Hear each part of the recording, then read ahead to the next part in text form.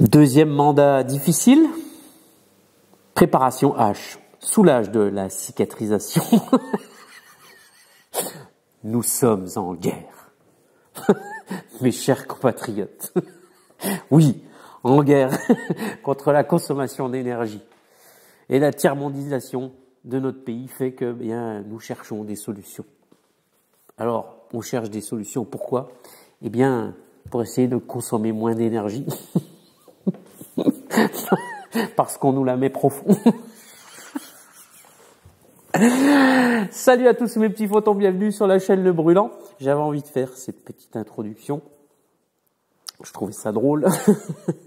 Dans cette vidéo, je vais vous parler d'un appareil que j'ai trouvé, d'un module que j'ai trouvé, un relais statique qui fait bien mieux que le Robodyne. Voilà.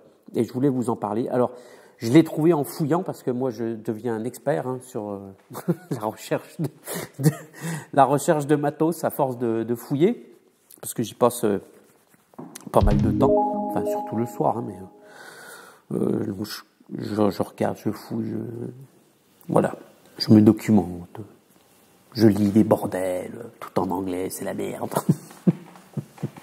Et donc j'ai trouvé un appareil que je vais vous présenter qui fait mieux que Robodyne. Pourquoi? Parce qu'il gère tout seul le zéro crossing. Donc c'est un gros relais statique que j'ai trouvé sur AliExpress. Et vous allez voir la finesse du bordel. Là, je pense que j'ai trouvé le truc qu'il me fallait. On peut faire des réglages très fins. Et il peut être piloté en 0,5 volts, en 420 mAh et en signaux carrés, en PWM. Et ça, c'est vachement bien. Donc, j'ai fait un petit montage là sur la table. Je vais vous montrer tout ça en vidéo. J'ai mis une ampoule de 60 watts pour faire une charge, pour envoyer de l'énergie dedans, pour simuler un ballon d'eau chaude. Et puis, tout ça, je le pilote pour l'instant avec mon petit Cruiset EM4 Millennium que je me suis payé et que je me suis saigné même. Mais bon, franchement, c'est trop bien. Le Millennium, j'en suis amoureux. Il est beau. Il marche super bien. Le gars, il est cinglé. Mais je vous jure que c'est vraiment super bien. Et c'est un putain de bon automate. Donc, il a des sorties PWM. Je vais vous montrer comment je fais le hachage. J'ai une pince ampère-métrique, un voltmètre, et puis on va regarder un peu ce qui sort, et puis vous allez voir qu'on peut faire des réglages super fins. Donc après, je vais coupler tout ça avec le Raspberry.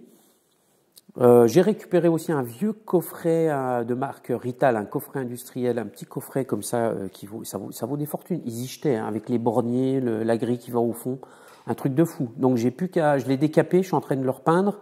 Il y a juste un bout de tôle à remettre que j'ai, et je vais me faire un putain de coffret pour zéro. Hein. C'est juste un peu de peinture, puis du temps de passer parce qu'il fallait le décaper. Mais en tout cas, des fois, il faut fouiller un peu dans les bennes. Des fois, ils jettent des trucs, mais ça se taper le cul par terre. Voilà. Et puis après, je vous montre vite fait un petit bout d'automatisme si ça vous intéresse. Ce qu'on peut faire rapidement avec un EM4 sans avoir des compétences extraordinaires en automatisme, sans code bien évidemment, hein, no code. Je vais vous montrer, j'ai développé une petite application pour faire un suiveur solaire. Hein, c'est juste un petit programme, et vous allez voir comme c'est simple. Et puis comment aller dans les menus. Enfin, je sais pas, je ferai peut-être 2 vidéos. Je verrai à combien de temps j'en suis. Allez, je vous présente tout ça. Donc, je vais vous montrer un peu ce qu'il y a sur la table, et puis après, on va commencer, on va faire des essais, et on va filmer un peu l'ampoule qui se met à briller, et puis la pince ampère-métrique. Vous allez voir. Je vous montre tout ça. C'est parti. Voilà. Donc, on est ici devant ma petite installation. Donc là, on a une alimentation 24 volts que j'avais acheté sur le Bon Coin il y a des années et des années, à l'époque où c'était encore pas trop cher. Le mec, pareil, il avait bradé, donc elle fait 240 watts, je crois. C'est un truc industriel. Je l'avais trouvé vraiment à pas cher. Et il y a des mecs qui vendent des trucs, des fois, il y a des coups de fusil à faire. On a le voltmètre pour prendre la tension. Et puis, on a ici le relais statique, voilà, dont je vous parlais. C'est lui qui fait tout le boulot. Donc la marque, c'est Longcomte. C'est un LSA H3P40YB. Donc, je vous mettrai les liens dans la description. Alors évidemment, hein, comme d'habitude, ça sera un petit lien AliExpress affilié. Si vous voulez passer par ce lien, ben, vous savez que moi, ça m'aide. Donc je l'ai testé, ce machin-là, et vous allez voir, je pense que voilà, ça va plaire à beaucoup de gens. Il est monté sur un petit radiateur que j'ai depuis enfin j'ai des bouts de radiateur comme ça dans ma cabane qui traînent. Ça fait 15-20 ans que je les ai. Et bah, vous voyez, hein, des fois, il y a des trucs qu'il vaut mieux les garder. Donc, il est monté avec de la pâte thermique là-dessus. Donc, il y a une plaque en ferraille en dessous. Hein, et puis, il me restait un peu de pâte thermique. Donc, je l'ai monté à pâte thermique. Des vis autoforeuses. Donc, il est solidement ancré et il est bien en appui pour dissiper les calories. Évidemment. Et puis après, on a la pince ampère-métrique, on a la charge ici qui est l'ampoule. Alors, excusez-moi, mais la maison, chez nous, il y a toujours trop de soleil. Donc, pour faire des images, des fois, c'est pas évident. Donc, on a ici l'alimentation. Alors, attention, on est sur de 220 volts. Si vous ne savez pas ce que vous faites avec l'électricité, ne faites surtout pas ce que vous voyez à l'écran. Hein. Ici, c'est vraiment du développement. Hein. On a phasé neutre. L'alimentation, donc c'est un relais statique monophasé. Il existe aussi en triphasé. On a ici phasé neutre qui est la charge, hein, c'est marqué dessus. Output, on n'y voit pas. Donc après, regardez, on a le pilotage. Alors, il a son propre 5 volts, il le fournit lui-même. On peut le piloter en 0,5 volts. Ici, on a le commun. On peut le piloter en 0,10 volts. On peut le piloter en 420 mA et on peut le piloter en PWM. Et c'est ça, moi, qui m'intéresse. Et donc, sur les statiques, il va laisser passer le courant comme ça et il va le hacher et sans avoir besoin de zéro crossing. On lui envoie une consigne ici et c'est lui qui fait tout le boulot. Et vous allez voir comme c'est vachement fin. Donc, ça règle beaucoup de problèmes liés au zéro crossing. Et puis, à travailler avec du courant alternatif. Ici, on a le M4, voilà, où j'ai fait pas mal de programmes dedans. Voilà, on va dire que j'avance sur mon projet, puis je me forme, et puis en même temps, voilà, et tout ça, ça donnera lieu à des applications très concrètes hein, que vous verrez plus tard sur ma chaîne. Donc, il est raccordé à l'ordinateur via le port Ethernet qui est ici. Donc, on peut aussi causer avec lui via le port 502 en mode bus, il n'y a pas de souci. Donc, il peut être branché, on va dire, sur une box. Et puis après, nous, on se branche, on se connecte dessus sur le réseau avec notre ordinateur, par exemple, en Wi-Fi. Et puis, on peut aller taper dedans sans problème. Alors, il y a quelques bugs. J'ai eu le commercial au téléphone tout à l'heure. Ils travaillent, hein, les mecs dessus. C'est Cruiset, hein, c'est pas... c'est pas une petite boîte, là. Donc, ils sont au courant. J'ai réussi à avoir un commercial. J'étais content. Donc c'est cool parce qu'ils travaillent, parce que quand on se connecte dessus en Ethernet, il y a quelques soucis liés à l'adresse IP, statique, dynamique, bref, il y a des fois ça merdoie un peu. Donc voilà, mais je vous en reparlerai de ça quand ça aura bien avancé. Ici on a le programme qui tourne, qui est dans le M4. Alors il y a un mode debugging, on voit qu'il est en mode debugging là actuellement. Le mode debugging c'est quoi? C'est un mode où on est en temps réel, on tape en temps réel dans l'automate et du coup on peut interagir avec lui via l'ordinateur et faire bouger des trucs, on fait ce qu'on veut. Donc ça c'est un mode qui est très important quand on fait du débugage hein, de process parce qu'on a besoin de savoir physiquement où en est ce compteur, que fait cette entrée, où est-ce que j'ai actionné ma sortie, bref. Et puis on a aussi ici, on a la même chose qu'on a ici, vous voyez. C'est la recopie de l'écran. Vous voyez, ça vient de bouger. Hop, voilà. Et ça, c'est sympa aussi parce qu'on peut interagir à distance comme si on était sur la façade. Et c'est vraiment sympa. Voilà. Et puis, je voulais vous montrer aussi, voilà, je continue de tester. Donc, vous ne connaissez pas la marque, hein, c'est la batterie Boboflow. C'est une alternative de la célèbre marque. Donc, Boboflow, c'est une marque que j'ai trouvée chez Le Brûlant. Hein. Non, mais non, le prenez pas mal. Hein. Si vous êtes youtubeur et que vous avez eu la batterie qui va bien pour gratos, vous avez bien fait. En aucun cas, je ne juge là-dessus. J'en ai rien à foutre. C'était juste pour plaisanter, bien évidemment. Vous me connaissez, moi je suis un petit coquin, j'aime bien rigoler, donc je l'ai appelé Boboflow. Et cette batterie, je vous la présenterai parce que moi, vous savez que Avant de vous présenter des trucs, j'ai quand même, enfin, avant vraiment, parce qu'en plus là, ça vaut des thunes, je préfère vraiment la tester à mort. Vous voyez, j'ai mis 2 ans à vous parler de mon téléphone. La batterie, je vais attendre quand même encore un peu parce que ça fait quelques mois que je l'ai acheté. Pour l'instant, j'en suis très très content et très satisfait. Donc, je fais des tests, hein, j'ai pris des mesures, j'ai fait des voilà, et tout ça, ça viendra sur ma chaîne. Il y a des trucs comme ça, il vaut mieux les éprouver pendant un bon moment. Je pense que c'est plus valable. Bon, on va pas parler du PV Mat, qui lui, il n'y a pas eu besoin de l'éprouver très longtemps pour savoir que c'était une rogne le bordel. Oh putain de merde. Non, je suis désolé pour toi, PV Mat, mais Audreyne va bientôt sortir la vidéo, je ne sais pas quand, il le fera quand il aura envie, et il en parlera mieux que moi, parce que moi, je vais m'agacer. Voilà, maintenant, on va passer sur les tests. Alors, ce que je vais faire, c'est que je vais filmer, vous allez voir uniquement ça, voilà, donc... Voilà, donc ici vous avez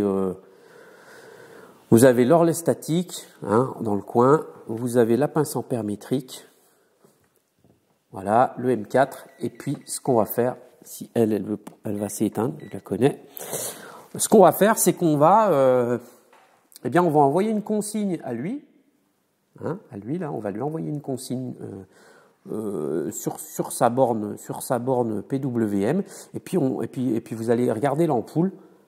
Alors le problème c'est que l'ampoule, voilà, on va faire un fond comme ça pour bien voir comment elle brille. Alors vous voyez ici, là on se retrouve sur l'écran de l'EM4. Ici là c'est la consigne PWM que j'envoie ici.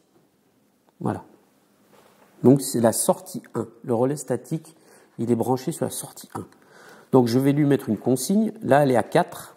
On va lui mettre 100. Voilà. Est-ce que vous voyez l'ampoule briller? Non, c'est normal. Par contre, qu'est-ce qui s'est passé? Eh bien, on voit que sur la pince ampère métrique, on a 0,06 ampères. Hein, 0,063 ampères. Voilà.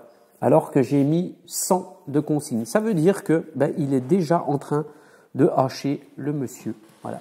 Et on ne le voit pas à l'écran, mais ici il y a une petite diode, petite LED rouge qui indique qu'il est attaqué par du PWM. Donc on voit qu'il y a déjà un courant qui passe à travers. Alors on va changer la consigne. On va mettre maintenant 200. 200. Vous voyez l'ampoule? Hop. On voit qu'elle est en train de briller un tout petit peu. Alors, on voit ici que la consigne est reportée à la sortie PWM. Donc, la sortie PWM, hein, j'ai mis un gain de 1300. Bon, je ne vais pas tout vous expliquer là comme ça, parce que sinon on va rentrer dans des explications vraiment tordues et difficiles. Mais voilà, en fait, là j'attaque à 200 la sortie PWM. Donc on voit que ça monte tout doucement. Alors on peut essayer une autre valeur, hein. On va mettre 150.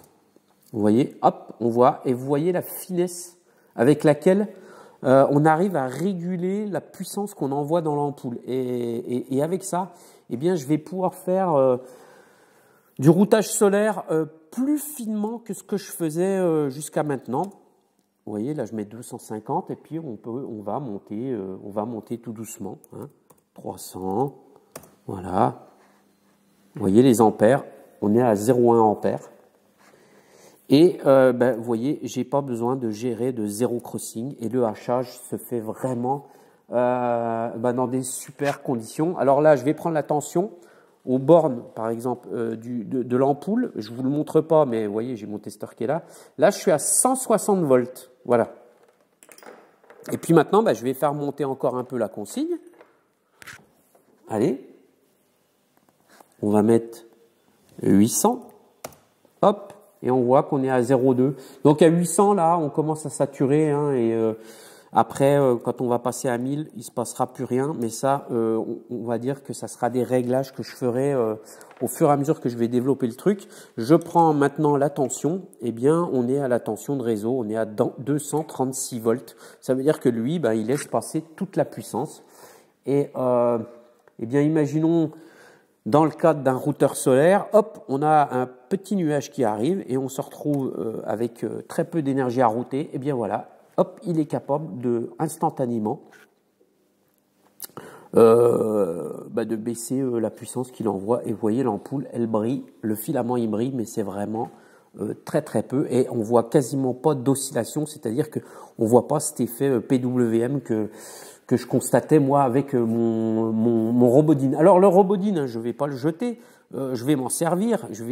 Du coup, je vais faire le routeur mon routeur aura deux sorties. Hein. Je pourrais router sur l'énergie, je pourrais la router dans le ballon d'eau chaude et après dans une résistance. Mais en tout cas, ce relais statique là, celui-là, là, je vais le dédier au ballon d'eau chaude puisque c'est ce qui va router le plus souvent. Et c'est beaucoup plus propre, le signal est beaucoup plus propre et je vais arriver à des réglages beaucoup plus fins. Voilà, donc je suis content parce que j'ai trouvé enfin le matos qu'il me fallait, mais j'aurais mis du temps. Mais voilà, donc ça avance plutôt pas mal. Qu'est-ce que je voulais vous dire donc sur le PWM? Oui, alors le seul problème que je vois sur le PWM là-dessus, c'est sur la notice technique qui était fournie avec, sur le relais statique, c'est qu'en fait on peut l'attaquer de 4 à 24 volts en courant continu. En dessous de 4 volts, j'ai pas essayé. Le problème du Raspberry, c'est que les sorties fournissent 3,3 volts. Donc je sais pas comment je vais faire pour tester. Je vais peut-être essayer à 3,3 volts. Peut-être que lui, des fois, vous savez, les Chinois, ce qu'ils disent, je m'en méfie. Donc je vais quand même laisser à 3,3 volts. Je vous tiendrai au courant. Il est donné pour 40 ampères, le relais statique. Alors, évidemment, selon la loi des Chinois, hein, vous connaissez la loi de la chinoiserie. Tout le monde la connaît, bien évidemment. C'est que la valeur qui est donnée à 40 ampères, on va dire qu'on peut peut-être la diviser par 2, hein, selon les Chinois. Donc, s'il laisse passer 20 ampères, eh bien, ça sera bien parce que mon ballon d'eau chaude, même à fond, moi, je pense qu'on est 8 ampères, je crois, 8 ou 10 ampères. Donc, il peut largement laisser passer le double. Et puis, je lui ai mis un énorme radiateur, donc il n'y a pas lieu à ce que ça chauffe plus que ça. Ils conseillent, eux, de mettre un ventilateur là-dessus. Après, évidemment, ça dépend comment on s'en sert, si c'est de façon intensive ou pas. Par contre, j'espère, je ne peux pas vous le dire aujourd'hui, combien de temps est-ce que ça tient. Voilà. Enfin, par rapport à un Robodyne, ce que je vois, c'est quand même déjà, vous voyez la taille, hein, c'est beaucoup plus gros, ça a l'air beaucoup plus costaud. Parce que Robodyne, hein, c'est super, hein, mais après, combien de temps ça peut durer un Robodyne, j'en sais rien. Le mien, en tout cas, est bien ventilé puisque, contrairement à ce que les gens m'ont fait remarquer, et je leur remercie quand même, il n'y aura pas de surchauffe sur mon Robodyne puisque pour les plus observateurs, eh bien, ils auront vu que j'ai mis un ventilateur à côté du radiateur du Robodyne. Voilà. Donc, le Robodyne ne chauffe pas du tout. Voilà. Allez, maintenant, je vous montre le programme que j'ai fait. Sur la gestion d'un suiveur solaire. Là, voilà. Donc on se retrouve sur le mode debugging du Cruiset, voilà. Et je voulais vous montrer à quel point il est quand même assez facile d'élaborer un programme, par exemple, qui va tout simplement faire suivre par exemple un système solaire, le soleil, hein, on appelle ça un tracker solaire. Moi j'en ai acheté un il y a 7 ou 8 ans que je suis arrivé à la maison. Eh bien avec un automate comme ça, on peut faire le programme et après venir piloter par exemple un vérin linéaire électrique pour venir attaquer un tracker.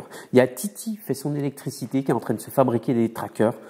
J'adore sa chaîne, moi j'adore ce mec là, j'aime bien sa façon, j'aime bien son accent et il fait des super trucs. Donc il est en train de faire des trackers solaires en ce moment.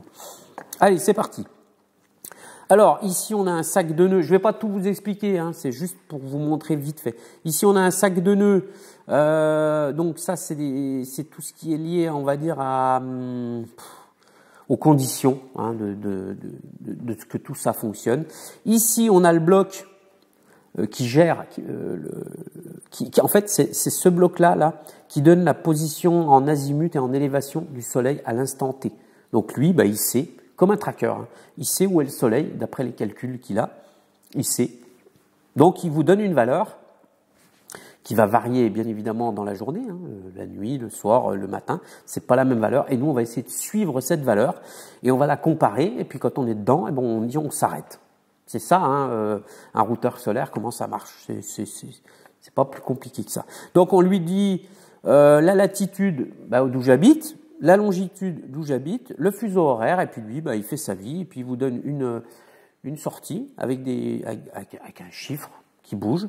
Alors il peut gérer 2 axes en plus, l'élévation et l'azimut, c'est pas mal. Moi personnellement, je fais que l'azimut parce que mon suiveur solaire il tourne qu'en azimut et ça suffit. Après j'ai mis un gain, pourquoi? Parce que lui il me donne un chiffre, je sais plus, il y a 10, 15, 20 000 pas, j'en sais rien, mais 20 000 pas pour suivre le soleil, bon est-ce que c'est vraiment utile? Je suis pas sûr. Donc puis pour ce tuto, je mets un gain et puis je divise tout ça et j'arrive à en gros 27 pas. C'est plus pratique et puis ça ira plus vite pour compter, vous allez voir. Donc on va dire que lui, il me fournit 27 pas pour la journée. C'est-à-dire que le matin, il va être au pas 1 et puis le soir, il va être au pas 27 et puis il va tourner de 27 pas. Mais je pourrais lui mettre 270 pas, 2700 pas. Je fais ça pour le tuto. Après, on fait comme on veut. Et après, il faut un codeur aussi, évidemment. Alors, imaginez hein, un tracker solaire. Hein, donc, c'est un vérin linéaire ou alors imaginez un vérin, pas un vérin linéaire. On va imaginer un moteur avec un renvoi d'angle, hein, avec un pignon. Et puis, on fait tourner tout un système où on met des panneaux dessus. On fait comme on veut. Et puis, il y a un codeur, hein, des incréments. C'est-à-dire qu'on compte des pas. À chaque fois qu'il y a un trou, eh bien c'est un 0, chaque fois qu'il y a une bosse, c'est un 1, et puis on compte, et puis on fait des créneaux comme ça. Donc quand il tourne, on imagine un capteur, et puis quand on passe sur une bosse, on est à 1, puis quand on passe sur un trou, on est à 0, 1, 1, et c'est comme ça qu'on fait du comptage. J'espère que j'en ai perdu quelques-uns, mais c'est technique, c'est comme ça, mais c'est tout ce qui nous entoure est technique. C'est important de comprendre le monde qui nous entoure. Sinon, on se fait tout le temps niquer. Sinon. Donc, imaginez que on a un vérin, n'importe quoi, un motoréducteur qui fait tourner un bordel et qu'on va compter, tac, tac, tac, tac, tac, tac, tac. Et donc, eh bien, on a une cam qui est ici. On va dire que c'est un contact. Le routeur, le tracker, il va dire je suis le matin à l'est, en fin de position, et il y a une autre cam qui s'appelle à l'ouest, qui est ici, et elle dit, je suis à l'ouest, en fin de journée, en position à l'ouest. Ces deux cams, voilà, qui sont comme ça, et toute l'amplitude du travail, elle est là. Et puis on va d'une cam à l'autre dans le programme. Et puis on a un pilotage ici, qui est ici. Alors on a une sortie qui pilote vers l'ouest, c'est-à-dire que on va dire, avance, ça va se mettre à tourner, voilà, arrête-toi quand tu es au compteur, et puis après retourne. Et puis quand on arrive à l'ouest, eh bien on touche la cam. Voilà, et donc on pilote pour aller à l'ouest. Et puis quand on est à l'ouest, il y a une deuxième sortie qui dit retour vers l'est. Et puis là, on inverse le sens, par exemple, de pilotage du moteur. Et on retourne se mettre en position matin. C'est exactement comment fonctionne mon tracker. Voilà. Et donc tout ce tas de nœuds que vous voyez ici, eh bien, ça sert à ça. Alors ça a l'air compliqué comme ça, mais en fait, c'est d'une simplicité, c'est déconcertant. Et y faire avec ça, c'est génial. Alors maintenant, on va faire fonctionner ça pour vous montrer, puisque évidemment, quand on y voit fonctionner, on comprend tout de suite mieux.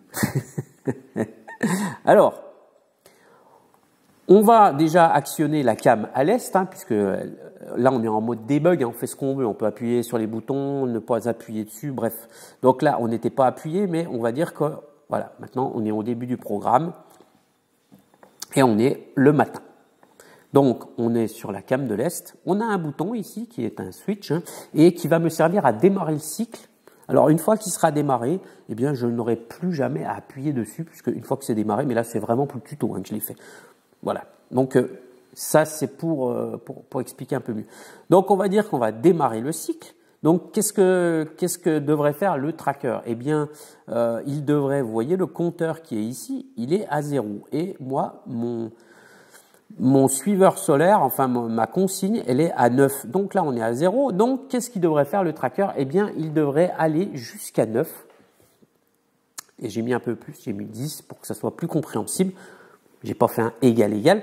Mais en tout cas, il va tenter de tourner et de compter jusqu'à 9 en se déplaçant. Donc, il va passer devant les incréments 1, 2, 3, 4, 5, 6, 7, 8, 9. Donc, dès que je vais appuyer sur Start. Alors, j'appuie sur Start. Et vous voyez, hop, qu'est-ce qu'on voit? On voit la sortie ici vers l'ouest qui est actionnée. Donc, on relâche le bouton, évidemment, puisque c'était un bouton poussoir. J'ai lancé le cycle. Et puis, eh bien, dès qu'on commence à se déplacer, on quitte la cam. Ben oui, puisque c'est la cam à l'est. Donc, dès que le tracker commence à tourner, hop, on quitte la cam. Et là, ben, je simule avec ce contact ici, je vais simuler. Regardez le compteur qui est ici, eh bien, il va monter et on va aller traquer jusqu'à 9. Donc là, je vais faire plusieurs appuis. Petite musique de supermarché en attendant.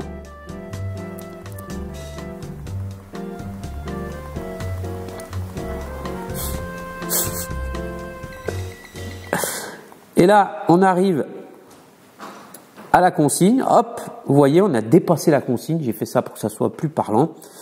Et qu'est-ce qui s'est passé?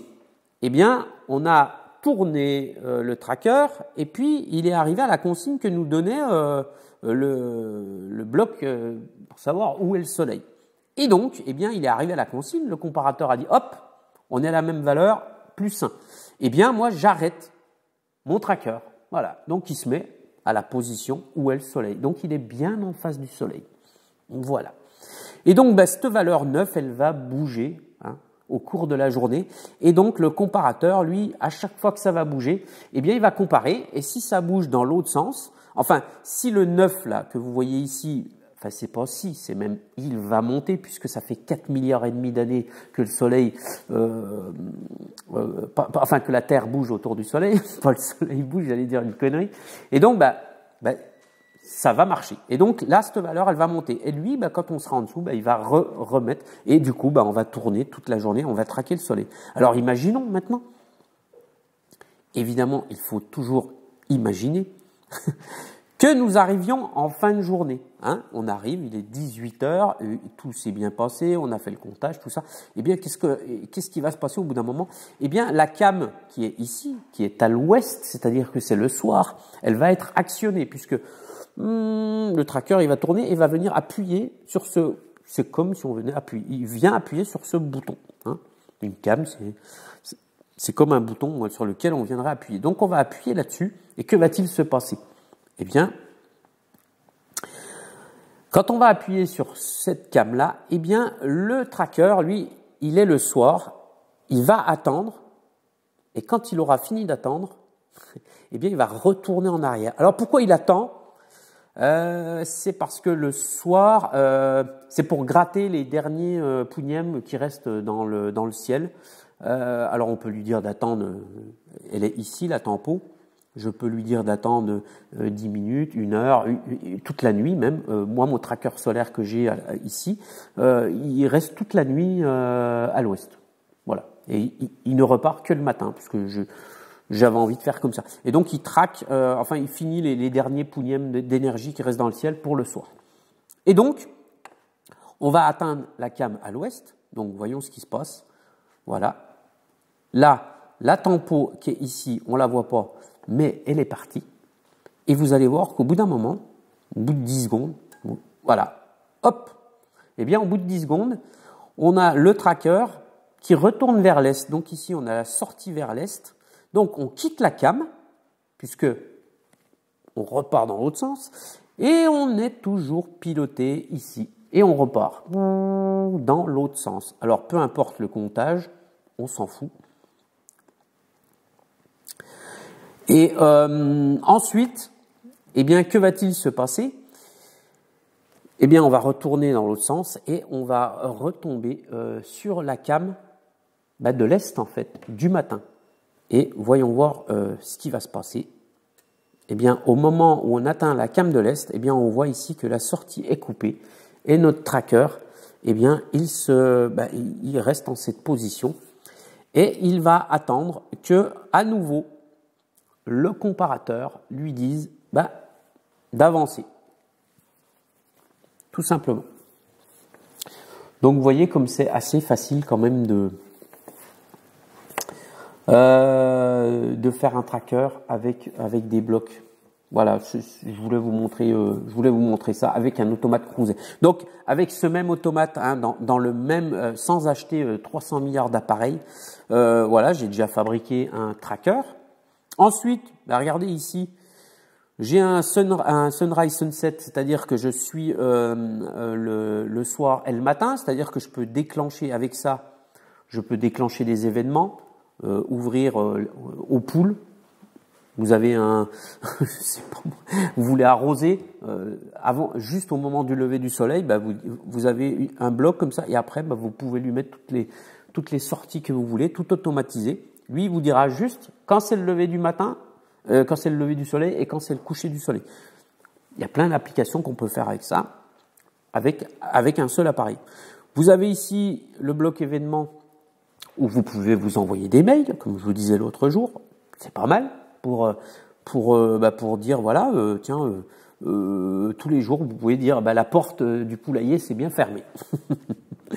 Là, ici, là, j'ai fait un bloc pour faire du chauffage.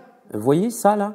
Eh bien, juste ça, là, eh ben, avec ça, j'ai mon hystérésis, j'ai mon chauffage qui est prêt. Avec ces quelques blocs-là, je peux rentrer. Bah, regardez, je vais appuyer ici. Le menu tracker, il est ici. J'aurais pu vous le montrer aussi, je ne l'ai pas fait. Vous voyez ici, bah, je vais lui rentrer la température actuelle, la température de consigne et l'offset bas. Et puis lui, bah, il va réguler. Ces quelques blocs-là vont faire une régulation de chauffage, par exemple de 18 à 20 degrés, 18 à 20 degrés, 18 à 20 degrés. Donc bah, voilà, ça va osciller toute la journée. Et puis bah, ça peut vous faire une régule de chauffage avec l'automate. Voilà. Et après, ici, on a toute la gestion des menus que vous voyez ici. Donc des menus, on peut en faire pas mal. On a des blocs qui sont pas mal. Et sur les conseils de CBI pour mon routeur, je vais essayer d'utiliser un bloc PID, proportionnel intégral dérivé. Donc j'ai mis le menu qui est ici.